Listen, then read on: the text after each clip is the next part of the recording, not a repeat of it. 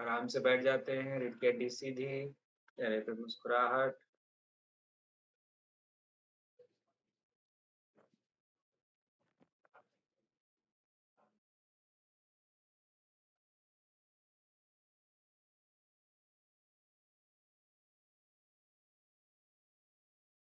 ओंकार के लिए सांस लेंगे। ओ।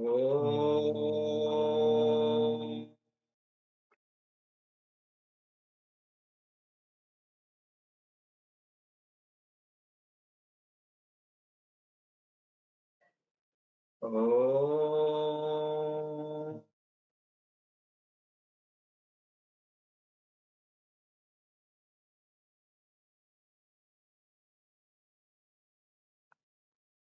ओ।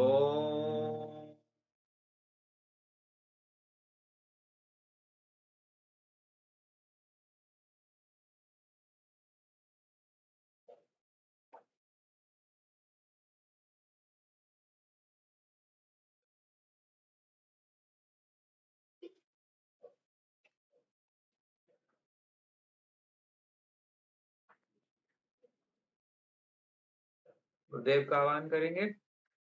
गुरुर्ब्रह्मा गुरुर्विष्णु गुरुर्देवो महेश्वरः गुरुर्साक्षात् परब्रह्म तस्मै श्री गुरवे नमः। तस्मै श्री श्री गुरवे नमः।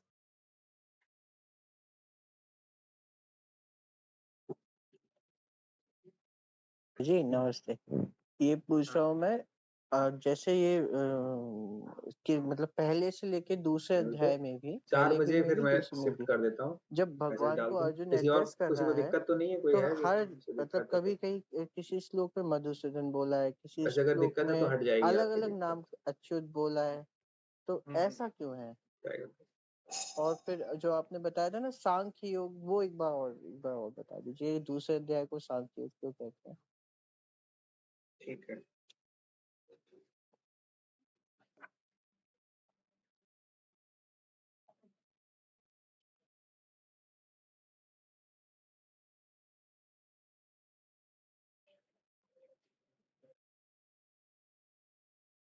जय जी, एक और क्वेश्चन है।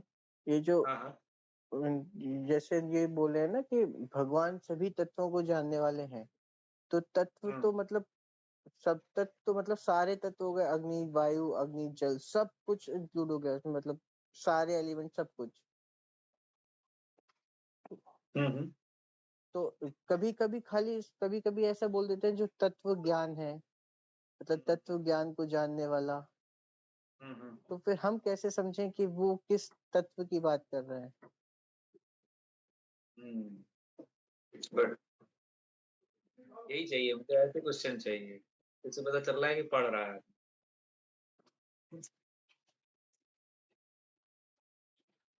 सही।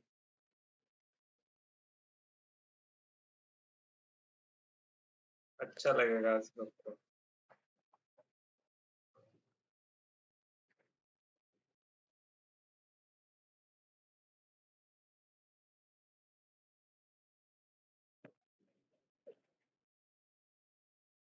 आज हमने फेसबुक पे पढ़ा है कि गुरुजी ने बोला है कि अर्जुन कौन है।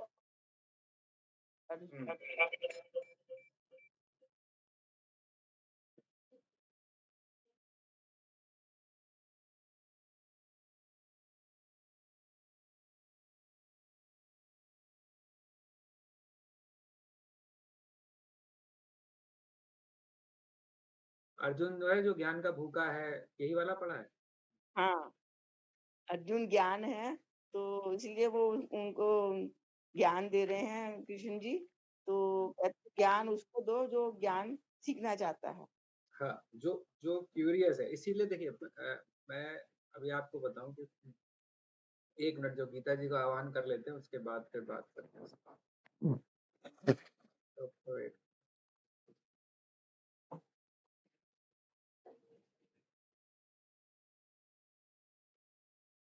सर्वोऽपि निषदो गावो दोग्धा गोपालनन्दनः पार्थो वत्सा सुधीर्भोक्ता दुग्धं गीतामृतं महत्। गीता गंगा च गायत्री सीता सत्या सरस्वती ब्रह्म विद्या ब्रह्मवल्ली संध्या मुक्त गेहिनी। अर्धमात्रा चिदानंदा भवग्नि भयनाशिनी वेदत्रयी परानंता तत्त्वार्थ ज्ञान मंजरी। इति एतानि जपे नित्यं नरो निश्चल मानसा ज्ञान सिद्धिं लभेत् शीघ्रं तथान्ते परमं पदम्। तथान्ते परमं पदम्।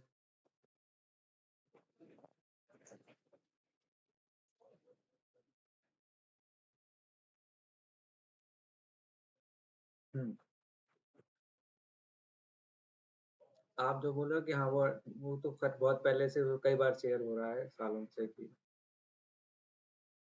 आज का भी सत्संग था 7 बजे से गुरुजी का। उसमें भी उन्होंने गीता के ऊपर एक प्रश्न आया था, तो उसमें उन्होंने बोला कि जरूर पढ़ें। और उन्होंने जो आइडिया दिया, ऐसा आइडिया दिया कि अगर आप तो पास टाइम की कमी है तो 1 महीने में पढ़ लो 20-20 श्लोक करके, और या एक अध्याय 1 दिन करके 18 दिन में कंप्लीट कर लो। ये उनको बताया जिनके पास समय की कमी है, बाकी आप समझदार। ठीक है, चलिए तो एक श्लोक देख लें आज, उसके बाद फिर चर्चा करें। आज तो वैसे ही सैटरडे है, कल सुबह सबको 9 बजे उठना है, तो आराम से हम लोग 1 घंटे लेंगे। किसी को जल्दी तो नहीं उठना है? तुम्हें जाना है? तो तुम सो जाना, कोई बात नहीं।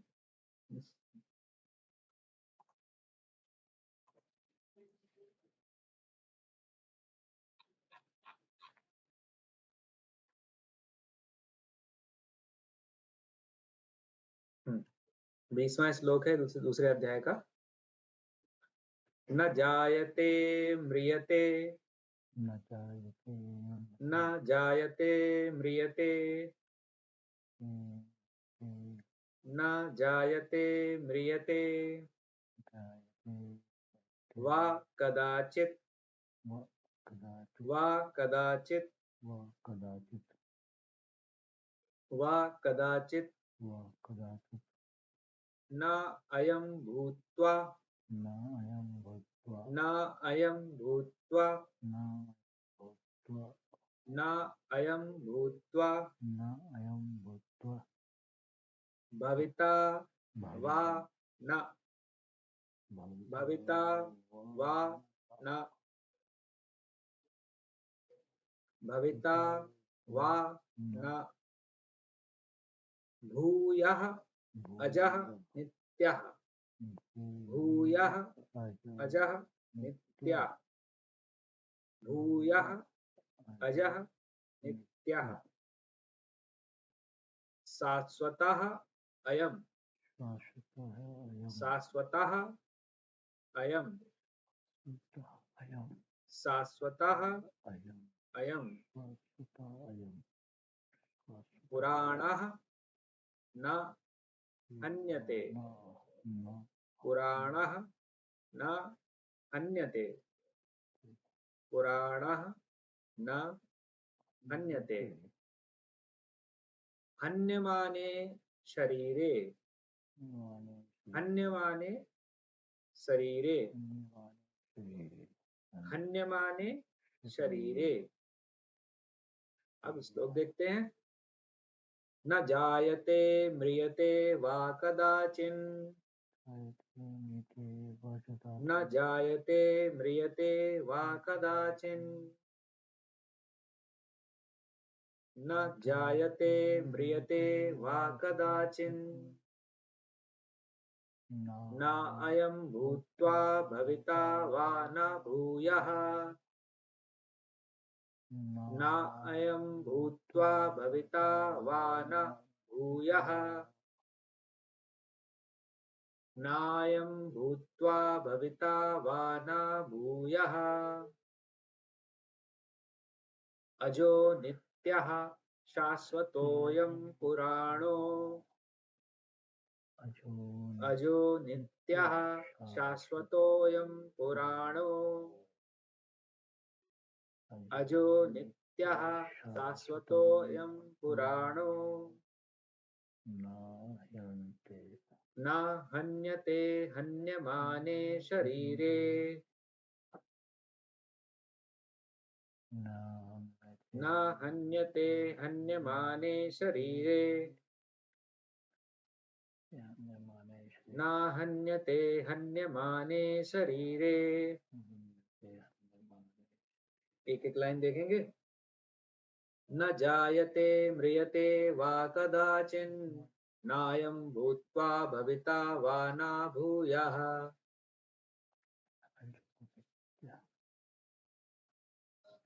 अजो नित्यः शाश्वतोऽयं पुराणो न हन्यते हन्यमाने शरीरे। पूरा श्लोक देखते हैं। न जायते म्रियते वा कदाचिन् नायं भूत्वा भविता वा न भूयः अजो नित्यः शाश्वतोऽयं पुराणो न हन्यते हन्यमाने शरीरे। अर्थ देखते हैं। यह आत्मा किसी काल में भी ना तो जन्मता है और ना मरता ही है तथा तथा ना यह उत्पन्न होकर फिर होने वाला ही है, क्योंकि यह अजन्मा, नित्य, शाश्वत, पुरातन है। शरीर के मारे जाने पर भी यह नहीं मारा जाता।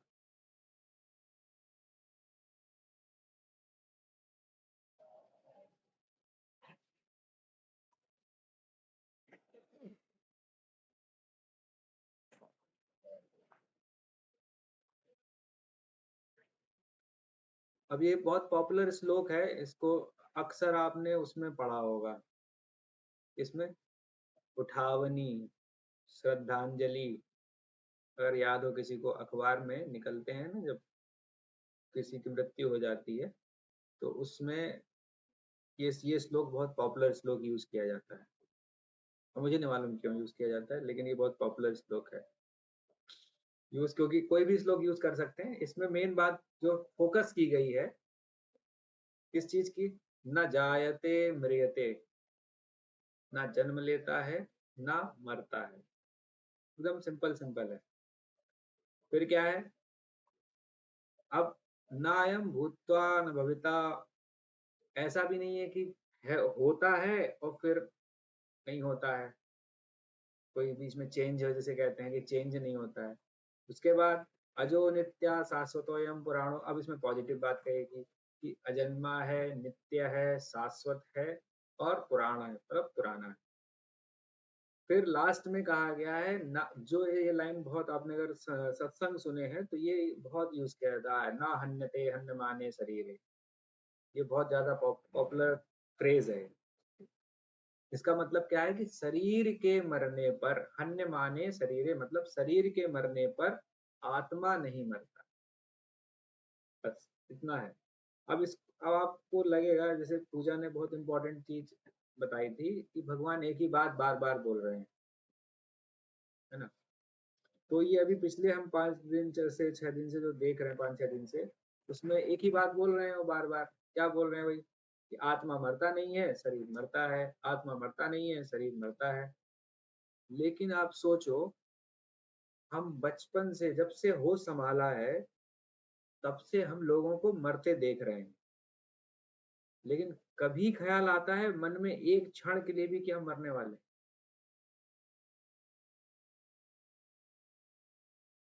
हम क्या, हमारे घर वाले भी, किसी का ख्याल नहीं आता है।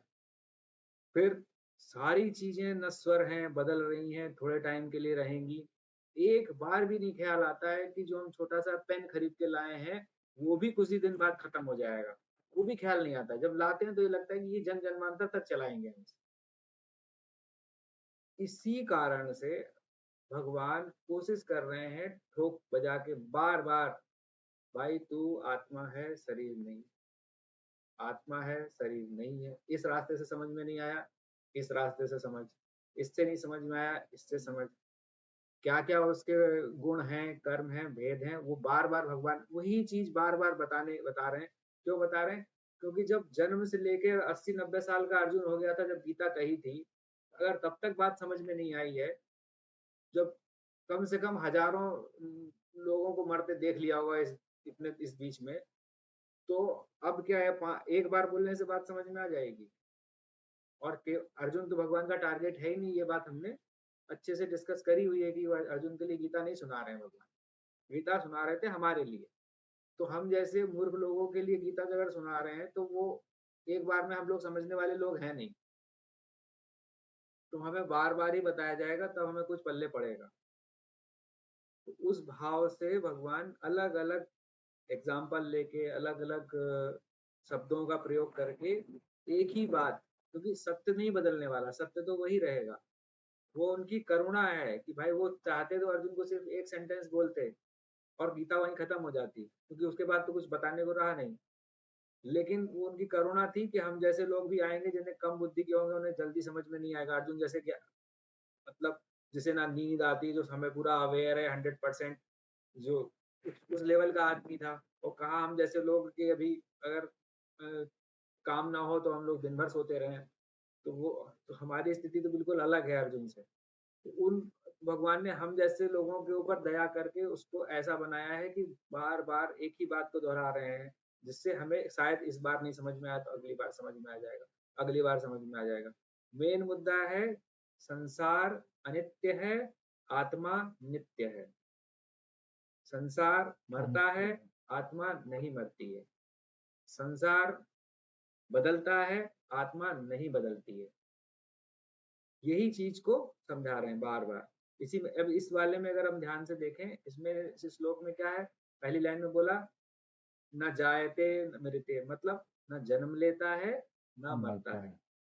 फिर अगर कोई चीज नॉर्मल क्या होता है हम सबके साथ, शरीर ने जन्म लिया, अगर शरीर ने जन्म लिया तो बीच में भी रहेगा, मरने से पहले एक स्थिति रहेगी जिस स्थिति में हम लोग अभी हैं, कि हमने जन्म लेने के बाद उस स्थिति में अभी हम मरेंगे। तो अब बीच वाली जो स्थिति है उसके बारे में जो दूसरी लाइन बोली है, दूसरी लाइन में क्या कहा, ना अयम भूत्वा भविता वा, मतलब होकर फिर होने वाला नहीं है। शरीर तो होकर फिर होने वाला है, क्यों? क्योंकि शरीर मरेगा तो फिर जन्म लेगा, नया नया शरीर मिलेगा। तो जो हो गई है फिर नया मिलेगा, होकर होगा। आत्मा होकर फिर होने वाला नहीं है, क्योंकि है बदलाव जैसी चीज आत्मा में एग्जिस्ट ही नहीं करती कि आज है कल नहीं है। बीच में ऐसा गैप आ जाए कि हाँ एक सेकंड के लिए आत्मा नहीं था उसके बाद फिर आत्मा है, और एक सेकंड पहले लगा नहीं, एक सेकंड भी ऐसा नहीं आएगा जिसमें आत्मा नहीं है। इस बात को बार बार वो अलग अलग तरह से भगवान समझा। ठीक है, कोई शंका इस श्लोक से रिलेटेड?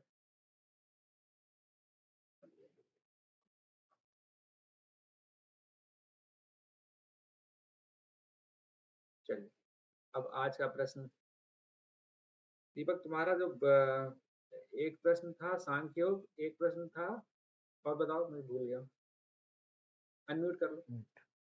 भगवान के अलग अलग नाम क्यों लिए जा रहे हैं, मध्य मधुसूदन है। और एक था जैसे तत्व ज्ञान, कोई कहता है ना तत्व ज्ञान और सांख्य योग मिला जुला है, लेकिन तो उसको मैं आज सांख्य योग पे नहीं बताऊंगा, नहीं तो सच में 1 घंटा लग जाएगा। सांख्य योग को हम लोग, अगर आप लोगों की अनुमति हो तो कल का सेशन हम रात के जो अभी रखा है, क्योंकि कल तो छुट्टी है, तो दिन में रख सकते हैं। अगर लोग अवेलेबल हैं तो दिन में रख लेंगे, अगर संभव है तो टाइम बता दो, उस समय रख लें, नहीं तो फिर यही रहेगा अपना जो टाइम चल रहा है, कोई दिक्कत नहीं। तो मैं फिर पूरा केवल कल सांख्य योग ही एक्सप्लेन करूंगा कि सांख्य योग क्या है और इसमें गीता के हिसाब से क्या है और वैसे क्या सांख्य योग है, दोनों। ठीक है, तो जिनको दिक्कत है वो लोग मैसेज कर दीजिएगा, अगर दिक्कत नहीं है तो फिर मैसेज शिफ्ट कर दूंगा 4 बजे के आसपास। ठीक है, जिसमें कि ज्यादातर लोग 4 बजे से 4 से 5 पीरियड 1 घंटा रख लेंगे, 1 घंटे में पूरा सांख्य योग क्लियर हो जाएगा। ठीक है, उसी में तत्व ज्ञान आ जाएगा। अभी थोड़ा सा आइडिया दे देता हूँ। पहले तो मधुसूदन, अच्युत, ये सब जो अलग अलग नाम भगवान के लिए हैं। देखो, हम अगर किसी को बुलाते हैं किसी को, तो बहुत प्रैक्टिकल एग्जांपल लेते हैं। मान लो मैं तुमसे कुछ मांगने जाऊं, तुम्हारी हेल्प चाहिए, तुम मेरे को किस तुम्हारे टोन में, तुम्हारे कॉन्फिडेंस में, तुम्हारी बातचीत में अंतर आ जाएगा। तुम मेरे से मांग रहे हो जब, तो तुम मेरे से अलग तरह से बात करोगे, है ना। रिक्वेस्टिंग मोड हो जाएगा, जो कॉन्फिडेंस है थोड़ा लो ही करके दिखाओगे, अपने उस वक्त अपने आप को चौड़ा करने की कोशिश नहीं करोगे कि हाँ ठीक है। फिर क्या होता है, एक और चीज होती है उसमें। अब देखना, जब हम रिक्वेस्टिंग मोड में होते हैं, भाई हम लोग बहुत पूरा मतलब मानव जाति को हमने देखा है, सभी की हालत 5 मिनट में चेंज होता है इधर से इधर। 5 मिनट भी बहुत ज्यादा देख लो। अभी हम बोलेंगे आप, भैया, साहब, अरे क्या होता है आप तो कुछ बिल्कुल, आपके आगे किसी कोई ठहरता ही नहीं है। और जैसे ही रिक्वायरमेंट बदली कि उन्होंने बोला हाँ, ऐसे तुरंत हाँ, जो आप बात कर रहे हैं ना वो, और नहीं, इज्जत इज्जत सब रहेगी, लेकिन जो अभी ऐसा था आदमी, वो एकदम से हो जाता है। तो अभी अर्जुन क्या है, ऐसे है। तो उसमें क्या अर्जुन कर रहा है, भगवान को मधुसूदन कह रहा है। तो भगवान ने एक बहुत बड़ा राक्षस मारा मधु नाम का, इसलिए मधुसूदन है। अच्युत है, क्यों? क्योंकि वो किसी चीज से जुड़े हुए नहीं। भगवान को अर्जुन कह रहा है क्योंकि वो घबराया हुआ है और उनसे सलाह मांग रहा है कि आप बताओ मैं क्या करूं, मेरे समझ नहीं आ रहा है। तो उस वक्त कैसे हम जो करते हैं ना किसी को, उस तरह से एड्रेस कर रहा है कि आप तो किसी से अटैच नहीं हो, आप निरपेक्ष हो पूरी तरह से, तो आप जो सलाह दोगे वो बिल्कुल सही सलाह होगी। तो अच्युत वर्ड बहुत बार बार आया है। मधुसूदन इसीलिए आया है क्योंकि मधु दूसरा अर्थ होता है राग के लिए। एक्चुअली मधु कैटअप करके जो 2 राक्षस थे ना, उन दोनों को मारा था भगवान ने।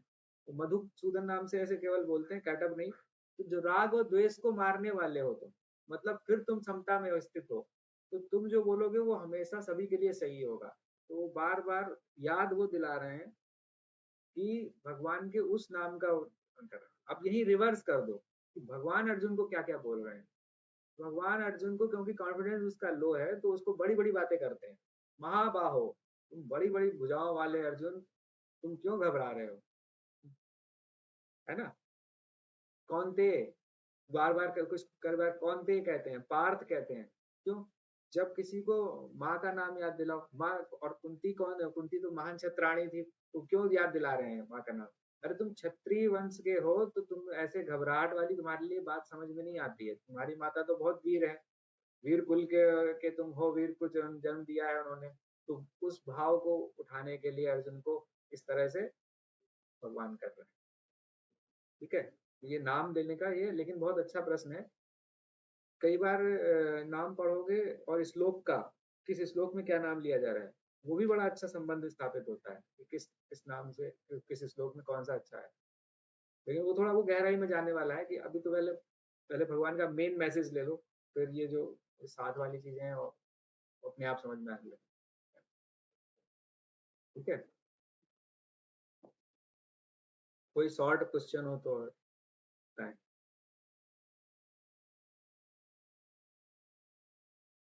तत्व ज्ञान में बस एक छोटी सी चीज एक्सप्लेन कर देता हूँ मैं अभी, कि तत्व ज्ञान की जो बात करते हैं लोगों को कि भाई ये तत्व ज्ञानी है, उसमें तत्व ज्ञान में सिर्फ और सिर्फ ये मीनिंग नहीं रहता है कि ये 5 जो पंचभूत हमें दिख रहे हैं, 5 तत्व दिख रहे हैं, उनका ज्ञान। तत्व ज्ञान में उनके भी परे और सूक्ष्म तत्व हैं। अलग अलग जगह पे अलग अलग संख्या बताई गई है तत्वों की। जैसे अभी हम सांख्य योग के जब हम कल बात करेंगे तो उसमें कितने हैं, उसमें कोई 24 बोलता है, कोई 22 बोलता है, कोई 25 26, ऐसे करके अलग अलग गिनती ले। जो कश्मीर सहबेज में है, उसमें तत्वों की संख्या 36 है। उसमें पृथ्वी तत्व सबसे, वहां से 0 से स्टार्ट होकर 1 से स्टार्ट होकर के 36वां शिव तत्व आता है। वो पूरे एक एक तत्व अलग अलग आते हैं, तो वो अलग चैप्टर ही है उसका, उसमें हम कोई पारंगत नहीं है ना, थोड़ा बहुत सुना पड़ा है वो। ठीक है, तत्व वाला इसलिए मैंने थोड़ा बता दिया कि वो केवल 5 तत्व नहीं है, और तत्व में सूक्ष्मता जैसे आएगी, अब आकाश के सूक्ष्म मन होता है, मन से सूक्ष्म बुद्धि, बुद्धि से सूक्ष्म अहंकार, अहंकार से भी सूक्ष्म है तत्व, फिर उसके पीछे पृथ्वी, प्रकृति, प्रकृति से पीछे आत्मा, आत्मा से पीछे, और फिर शक्ति, शिव को बाद में आते जाते हैं ऐसे तत्व। उनको भी थोड़ी देर के लिए साइड में रख। कोई शॉर्ट क्वेश्चन नहीं है? जय जी, इसमें एक और क्वेश्चन आ गया, जैसे गुरुदेव बोलते हैं ना कि सब चीज एक ही है तो सब, तो एक चीज को जान लिया तो सबको जान लिया, है ना? तो फिर विभिन्न तत्वों को जानना, फिर हम ये क्यों नहीं कहते बस इसने तत्व ज्ञानी है इसने शिव को जान लिया, तो मतलब जिसने शिव को जान लिया तो उसने सबको जान लिया। बिल्कुल सही, यही तो डिफरेंस है ना। देखो, ज्ञान योग का माध्यम जो है वो, कि वो ये कहता है कि एक तत्व है, उसी एक तत्व के ऊपर ध्यान लगाओ।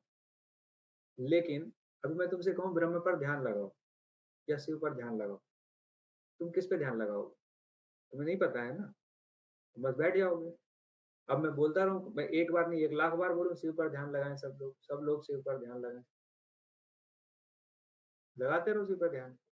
तो वो उनके लिए है जो उस अवस्था में पहुंचे हुए हैं।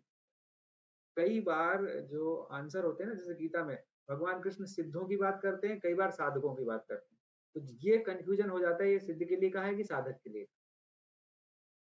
लेकिन लैडर सिस्टम है, तत्व एक एक तत्व कर करके हम एक एक करके धीरे धीरे ऊपर जाएं तो इजी है हमारे लिए। पृथ्वी तत्व सबको दिख रहा है, पृथ्वी तत्व से सटल है जल, जल से सूक्ष्म है अग्नि, अग्नि से सूक्ष्म है वायु, वायु से सूक्ष्म है आकाश, आकाश तत्व में लोग कंफ्यूज हो जाते हैं। आकाश तत्व को लोग समझ ही नहीं पाते हैं कि आकाश तत्व से वो ओतप्रोत है, वो आकाश में है, आकाश उनमें है, यही बात नहीं समझ में आती लोगों को। फिर इससे सूक्ष्म में तो जाओ जब मन, और भी कंफ्यूजन बड़ा वाला है। फिर और सूक्ष्म बुद्धि, फिर बुद्धि, अब बुद्धि से जो परे है वो तो हम बोल के समझा ही नहीं सकते किसी को। अहंकार को समझाना इसीलिए कठिन होता है क्योंकि अहंकार बुद्धि से परे है। तो अहंकार की ओर हम लोग इशारा कर सकते हैं, सिर्फ बता नहीं सकते, क्योंकि वो बुद्धि के नीचे हो तो बात बताओगे ना, कि कोई चीज उसके ऊपर है वो क्या समझाओगे उसको। और फिर सारे तत्व जितने हैं ऊपर के, वो सब उस बुद्धि से परे हैं जितने, उनकी तरफ बस केवल इशारा होता है, ऐसा होगा, कुछ ऐसा होगा, कुछ ऐसा होगा। ये है मेन, ये जो तत्व ज्ञान का है सिस्टम बनाया गया, वो इसलिए कि हम जैसे लोगों का भी तर जाए, भाई हमें भी कुछ कुछ समझ में आ जाए और हमारा भला हो जाए। ये है तत्व ज्ञान। और ये ज्ञान मार्ग है, तत्व ज्ञान भी ज्ञान मार्ग का पार्ट है। ये इतना कर्मयोग में से तो भक्ति में कोई इसका कोई लेना देना नहीं, कोई फर्क नहीं पड़ता क्या है, वो अपने स्वभाव पर होता है कि हमारा स्वभाव कैसा है, उसके हिसाब से हमें कौन सा मार्ग उचित लगता है। कोई कुछ लोग हैं उनको अच्छा लगता है ज्ञान की डिस्कशन करना, चर्चा करना, समझ में आना, इतने तत्व हैं, इतना है, ये है, वो है। ध्यान करोगे धीरे धीरे तो हर तत्व के बारे में समझ में आता जाएगा। जैसे तुमने अगर 1-2 बार मेरा योगा सेशन अटेंड किया हो तो मैं 5 तत्व वाला ध्यान कराता हूँ, तो 5 तत्व वाला जो ध्यान है उसमें अलग अलग तत्वों की विशेषताएं क्या है वो हमारे भीतर ही है, वो हमें अपने आप में बढ़ानी है। अगर उन पर हम ध्यान देंगे तो अपने आप बढ़ जाएंगे।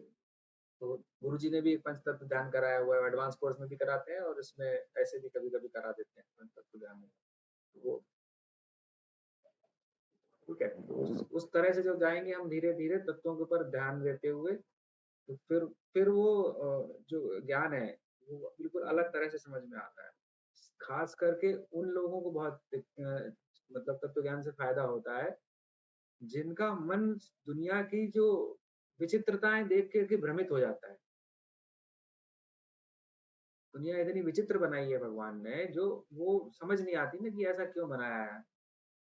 ऐसे ऐसे अजीब-अजीब से प्राणी बना दिए हैं। तो वो जब देख के आदमी को समझ नहीं आता कि क्या है, क्यों हो रहा है ऐसा? तो फिर जब तत्व ज्ञान होता है तो समझ में आता है कि देखो कि किस प्राणी में किस तत्व की प्रधानता है, इसके कारण से वो प्राणी ऐसा व्यवहार कर रहा है। तो वो ऐसा कुछ प्राणी की कोई स्पेशलिटी नहीं है, उस तत्व के कारण से ऐसा हो रहा है।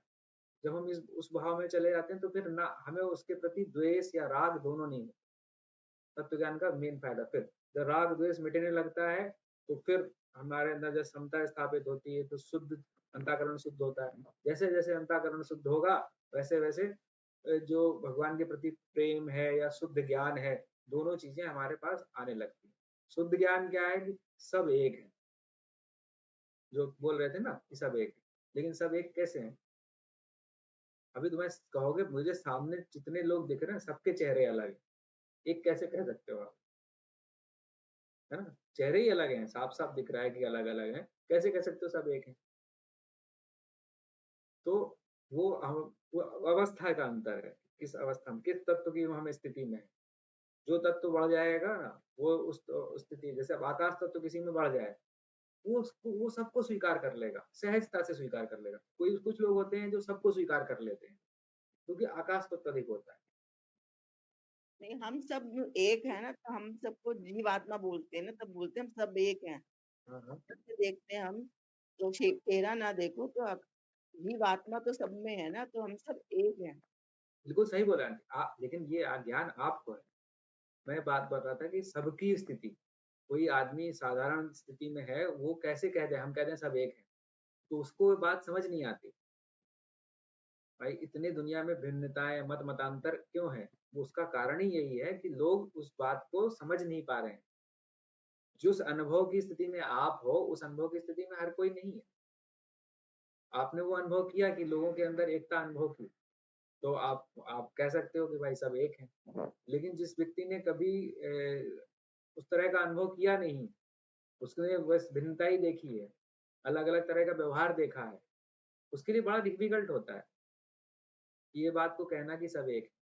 इतना व्यवहार गलत होता है, अपने घर के अंदर ही लोग देखते हैं कि एक व्यक्ति से अलग व्यवहार हो रहा है, एक से पार्शियलिटी हो रही है, लड़का-लड़की में अंतर दिखाई देता है ना?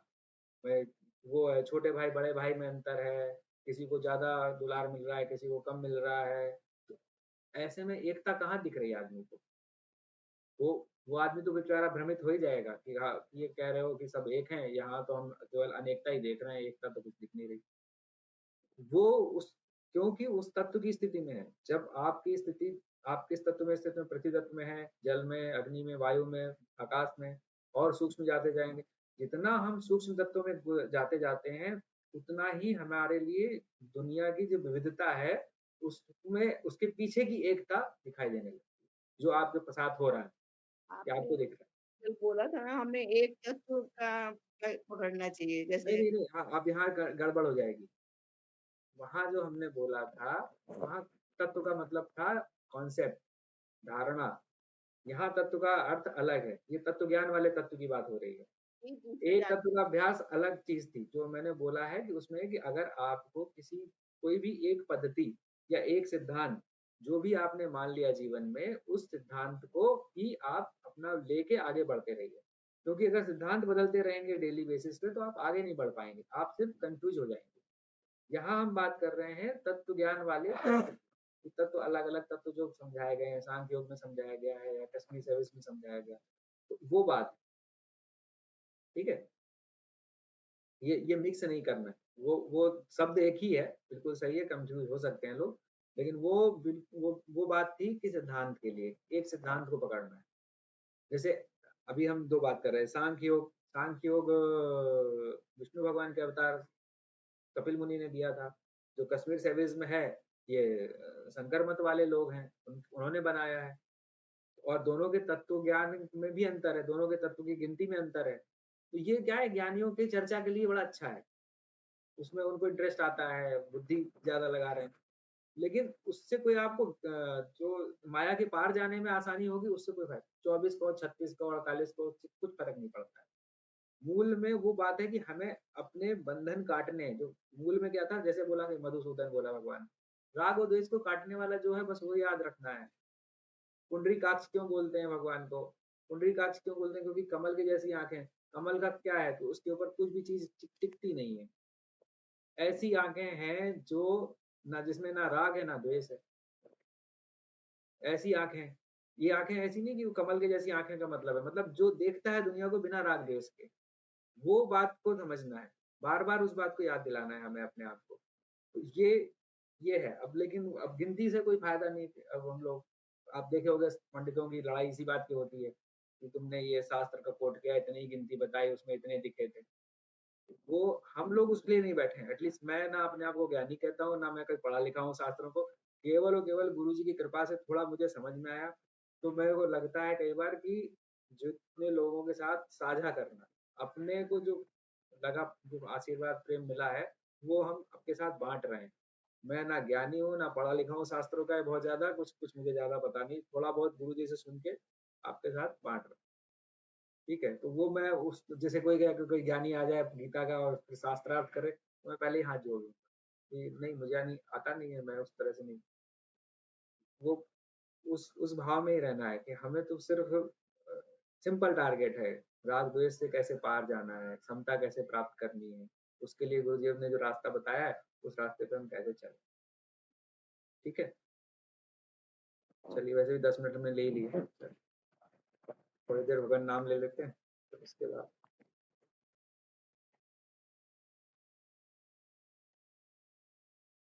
ओम नमो भगवते वासुदेवाय। ओम नमो भगवते वासुदेवाय। ओम नमो भगवते वासुदेवाय। ओम नमो भगवते वासुदेवाय। ओम नमो भगवते वासुदेवाय। ओम नमो भगवते वासुदेवाय। श्राप करें।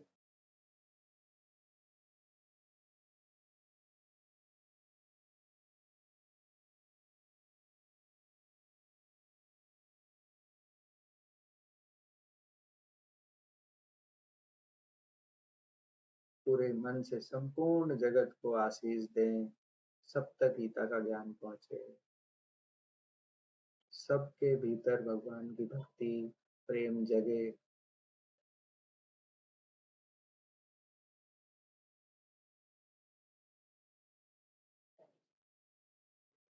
और मुस्कुराते मुस्कुराते आंखें खोलें।